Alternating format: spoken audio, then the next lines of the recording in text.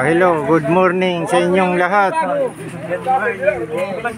Itong mga kabataan hindi pa rin natutulog hanggang ngayon. Ayan nagluluto. Tulungan nyo naman yung mga nabaan kahit mga damit wala. Naubos hanggang ngayon, ilang araw na. Tingnan nyo itong mga kabataan nagsasakripisyo.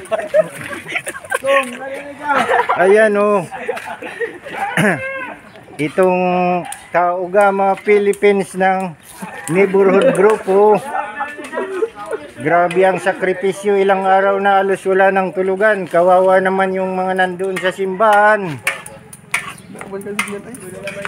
yung mga may ekstrang damit dyan. Kung pwede ipedralan nyo dito sa neighborhood. Yan, itong mga kabataan, tingnan nyo sa dapat from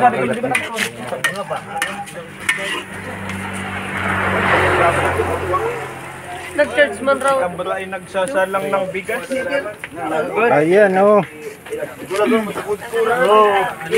naglulugaw. Halos walang tigil. Yung mga may ekstrang damit dyan, pagkain, kung pwede magpadala man lang. Silang nanganay ko. Ayan na po.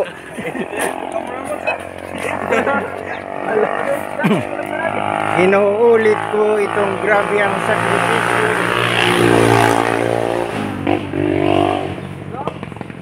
ng Taugama neighborhood. Dahil yung mga taga Bacolod nandoon pa rin sa simbahan hanggang ngayon.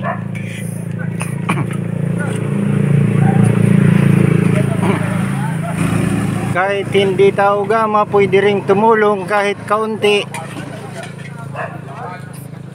Ipadala lang dito sa barangay neighborhood. Ilang araw na pong nagtitiis. Mga kalabaw, baboy, puro nalunod sa baha, damit ubos sa biglaang pagbaha.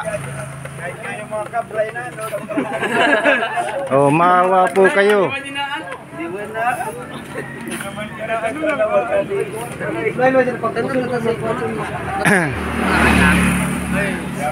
Kahit kaunti lang, malaking bagay na po sa kanila yun. Maraming salamat po sa inyong lahat. God bless po.